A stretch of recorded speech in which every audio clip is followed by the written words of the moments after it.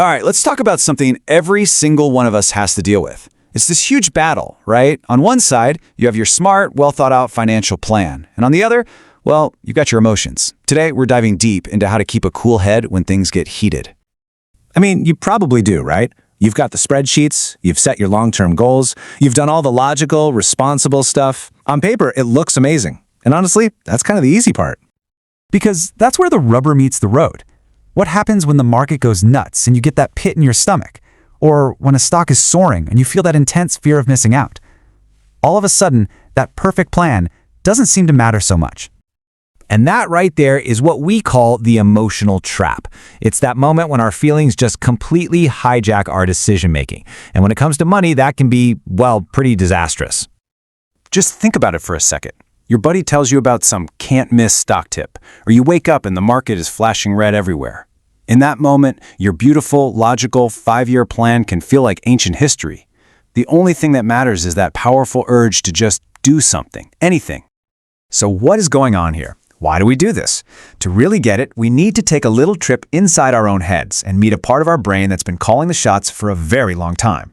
Let's say hello to your lizard brain. Now, this part of our brain is ancient. It's our original operating system, hardwired for one thing and one thing only: survival. It's what's responsible for that instantaneous gut-level reaction to danger, the classic fight-or-flight response. And you know what? That instinct was absolutely perfect when the threat was a saber-toothed tiger jumping out of the bushes. But today, when the threat is just a red number on a screen, that same instinct is your own worst enemy, because a drop in your portfolio starts to feel like a life-or-death situation. So you've got this constant conflict going on. Your rational brain is trying to be cool, calm, and collected, thinking about long-term strategy. But your lizard brain is just in the background screaming, "We're all gonna die, sell everything," or "Look, shiny thing, buy it now." It's pure impulse versus calm, cool strategy. And here's what that looks like in the real world. These are the classic greatest hits of lizard brain investing, right? Selling at the absolute bottom because you're scared. Buying something on a whim because of a hot tip. Or, my favorite, chasing a stock that's already gone to the moon because of FOMO. Every single one of these is the exact opposite of what your smart, rational plan tells you to do. But here's the good news. We are not doomed to be puppets of our own brains. We can actually learn to manage this stuff. So how do we do it? How do we tame that lizard? Well, it comes down to 3 simple but incredibly powerful steps.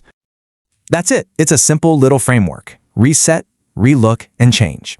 Let's break down exactly what that means. Okay, step 1, reset. So you're feeling that intense FOMO because some stock just tripled and you missed it? First thing, just acknowledge it. It's a real feeling. But instead of letting it push you into chasing that hype, you hit the pause button. You channel that energy into calmly looking for great companies that maybe the market hasn't noticed yet. Number 2, relook at the problem. The market's tanking. The lizard brain is screaming, "Crash! Danger!" But your rational brain can step in and reframe it. What if this isn't a scary crash? What if it's a discount sale? A chance to buy the exact same high-quality companies you've always wanted, but now they're on sale. And finally, step 3, change your point of view. You got to step outside yourself and look at the situation objectively. If you've done your homework, if you really believe in a company for the long haul, then a dip in the price isn't a reason to sell in a panic. It might actually be the universe telling you it's a fantastic time to buy more. So you see, it all boils down to a conscious choice. The emotion is gonna hit you, that's a given. You'll feel the FOMO, you'll feel the fear. The lizard brain will tell you to react right now. But you have the power to choose the rational reframe instead. It's a deliberate shift from a knee-jerk reaction to a thoughtful, long-term strategy. And really, all of this, it's about adopting a completely different mindset. It's about understanding that building real wealth isn't about quick hits. It's about playing the long game. And look, if there is one single thing I want you to take away from all of this today, it's this. Your emotions are always going to demand an immediate answer. But real, lasting wealth, it's built in the pause.